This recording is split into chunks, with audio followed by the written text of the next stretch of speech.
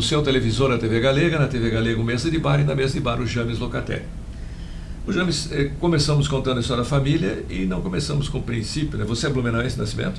Não, toda a minha família nasceu em Rodeio, que era onde ficou meu bisavô, foi um dos fundadores, meu bisavô Scoss, né? E meus pais, todos nós nascemos. O que acontece é que como meu pai era fiscal da fazenda, mas ele tinha umas ideias, como todo bom italiano, ele queria evoluir. Então, ele fez um projeto e montou uma empresa de vulcanização de pneus aqui em Blumenau, Vulcanização Sorocabana, não sei por que o nome, que era na Rua São Paulo, o prédio existe até hoje. Naquela época os caminhões vinham de Lages, Rio do Sul, era um trânsito intenso de caminhões levando madeira para o porto. Aquilo que a estrada de ferro não conseguia levar vinha por caminhões. E ali tinha um movimento muito grande, né? Então, isso foi 1951, eu nasci em 46, então eu cheguei aqui com 5 anos e não saí mais, né? Porque você não tem aquele sotaque. O nosso Menestrina ainda fala que tem um jeitão de italiano, né? Mas é interessante, eu comentei até esses dias... Perdeu o sotaque, aquele jeito de falar assim meio... Eu achei interessante que na nossa família ninguém tem sotaque italiano, não sei por quê. Eu não sei exatamente por quê, porque a minha tia, uma das minhas tias, estudou aqui em Blumenau, e o uso do pronome lá é você. Começa por aí. Então, quando você usa na terceira pessoa, não tu, e sim você, já começa uma mudança. E nenhum da nossa família tem o sotaque, que todos têm em Rodeio. Não, pessoal, tem o Menestrina, quanto tempo já está aí fora? E não perde. Não perde, né? Não perde, mas... Fica da infância aqui. Meu pai foi estudar em Florianópolis muito cedo, e ele também sempre usou o pronome você, nunca tu, né? E isso talvez tenha influenciado, mas as minhas tias, meu avô, meus tios, ninguém tem aquele sotaque, nem de perto, nem pronunciado. Eu sou paranaense, no Paraná a gente usa também o você com a terceira pessoa. Sim. E o gaúcho usa o tu com a terceira pessoa. Sim. E quando eu vim para cá eu estava virando gaúcho, né? Tu precisa, tu vai, tu tem. Você imagina, em Rodeio isso era uma coisa um pouco fora de propósito quase, porque eu acho que não conheço outros lá que usassem esse coisa, né? Embora estivesse certo, não era uma coisa... Mas é interessante, porque ninguém tem sotaque. E você veio com 6 anos, falou? Então foi que já estava na escola? 5 anos. Então a escola foi aqui, a primeira escola foi aqui. Eu tive uma acelerada, assim, do ponto de vista escolar, porque eu era muito bom em matemáticas, sempre fui, até hoje. E agora já estou naquela idade que a gente começa a esquecer, como você disse, né? Mas o meu pai era muito ligado. Eu era o primogênito, primeiro filho, e meu pai era uma pessoa maravilhosa.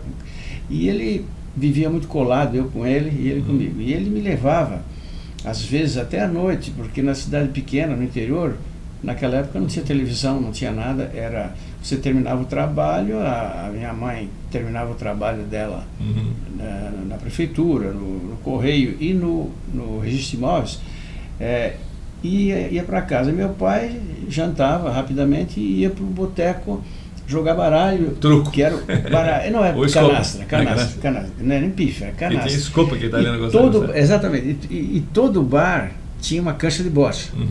Todo bar, isso era tradicional. E eu acompanhava meu pai, participava, embora eu ficasse quietinho do lado. Eu sempre gostei de conviver com pessoas mais velhas e ouvir. Eu sempre fui assim, isso meu tio que sempre falava, esse menino gosta de ouvir. E eu fui captando e fui me tornando um pouquinho mais adulto, um pouco aceleradamente. Quando eu cheguei em Blumenau, eu tinha 6 anos incompletos, tinha 5 anos, eu já tinha terminado o primeiro ano primário. Nossa, parece que na época nem poderia ter me alistado lá, mas o colégio era o nome do meu avô, então foi. Hoje é o Colégio Mário Locatelli, em homenagem ao outro avô, mas era uma homenagem ao meu avô prefeito, né? E ou meu avô construiu, tinha outro nome, mas meu avô construiu, então foi mais fácil. E aí eu cheguei aqui, cursei o 2º ano já no Luiz Delfino, que era onde hoje é o Fórum Antigo. Era um colégio lindo aquilo ali. Maravilhoso, com aquele muro, aquele prédio. Em frente à tradicional, em frente tinha a tradicional, que ainda existe hoje, tinha uma tradicional banca de revistas, que era uma coisa especial naquela época, onde começava a vir as primeiras figurinhas de coleção, Bambi, não sei o que lá. E então eu me lembro que numa dessas aulas, a minha professora no segundo ano chamava professora Carmen, dona Carmen, eu acho que morava na Rua São José. E ela veio, no final da aula, ela veio, nos reuniu todos e olha, aconteceu isso hoje, o nosso presidente da República, Getúlio Vargas, acabou de falecer, coisa parecida. Isso foi em 52, né? 54. Foi 54? Então eu já tinha, talvez por isso eu tinha um pouco mais de idade. Em 54 eu devia ter 7 anos completos já, porque eu nasci em 46, eu faço no fim do ano, em dezembro. Então... Foi dia 24 de agosto de 1954. Foi uma data marcante. Mas o colégio, hoje quando eu passo ali, sempre eu me lembro do colégio. E a parte de trás, onde hoje tem aquela avenida que vai dar no posto de gasolina, ali embaixo era o campo de educação física. Ali tinha um campo com pequena quadra de futebol menor, assim, com pistas de corrida, né? E eu tive, naquela época, o Luiz Delfino era um ótimo colégio, eu tinha amigos ali de todas as faixas, tanto das classes mais humildes, quanto, por exemplo, os filhos do Schirma, a mais velha, esqueci o nome agora, ela estudava ali comigo, era um pouco mais velha que eu, estava já no 4º ano, mas então ele reunia todas as classes e tinha excelentes professores. Avenida, né? Avenida. Casou com o Cury, que é professor. Casou com o professor. Era uma moça linda. Linda. Meu Deus do céu. Linda demais. E aquele, no tempo do colégio tinha umas coisas engraçadas, além de você estar muito bem orientado pelos professores, como eram famílias muito humildes, às 10 horas da manhã, ou 15 para as 10, era a hora do lanche. Então você saía da sala, ia direto para o lanche, era feijoada, sopa, Nescau com leite, batata doce, era já naquela época eles pensavam muito na alimentação das pessoas, né? E tinha, me lembro, nos primeiros anos, você podia ter a sua caneta, eu tinha caneta, mas quem não tivesse, tinha uma pena, aquela caneta de pena, com pena mesmo, e o tinteirinho para você molhar. Tinha uma tampinha, você colocava, né? E, então... Você sabe que a minha mulher estudou ali no Luiz Delfino, e ela era do pelotão de saúde, né? Então ela vinha com a colher, botava a colher na boca do olhando o cabelo da gente, registrando. Então, para tomar vermífugo fontora, e aí outra vinha com a canequinha para limpar a colher. Eu me lembro disso no dia que vinha, quando era programado, 3 dias antes ficava todo mundo louco. A professora revistando todo mundo, olhando o cabelo, você não tinha piolho, pelotão de saúde aí, não sei o quê. Me lembro. Depois eu tive outra, além da Dona Carmen, eu lembro Dona Vera, que era professora no 3º ano já, era uma senhora muito bonita, uma ótima professora. Depois, no 4º ano, tinha outra professora que era Dona Antônia Emília, porque cada professora pegava e naturalmente acumulava várias matérias. Eu acho que não tinha, se bem me lembro, não tinha essa história de um era para matemática, não sobrava tudo. Era medicina coletiva. Generalista. Mas ótimas professoras, um padrão muito bom.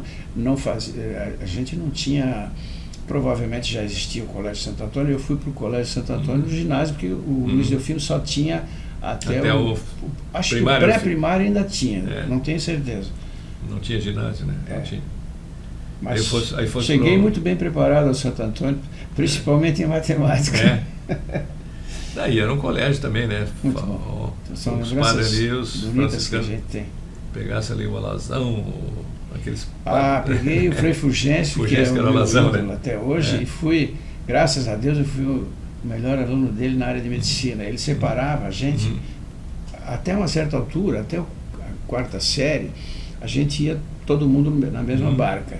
A partir do primeiro científico, ele começava a selecionar de acordo com as tendências que ele via, e eu sempre adorei o assunto medicina, até hoje adoro, e fui para o grupo dele e levei a sério, e ele era muito ligado em mim, eu mais ainda nele. Então aprendi coisas há 60, 70 anos atrás, que as pessoas estão aprendendo hoje. Então... Eu conheci ele depois que cheguei aqui, e um dia ele me chamou lá, eu fui lá na clausura dele, né? Ele tinha ganho da Alemanha um gravador Grundig. Sim. Então foi me mostrar o gravador dele que tem. Ele tinha uma ligação muito grande com a Universidade de, eu não sei, não era Frankfurt, Hamburg, né? Hamburg. Ele me mostrava trabalhos, porque eu era muito interessado. E no sábado, ele fazia uma aula extra para quem quisesse vir do grupo de medicina. Nós éramos uns 7, 8. E eu ia todas as vezes a maioria, saíam 2 ou 3 sempre, porque sábado ninguém queria saber. É.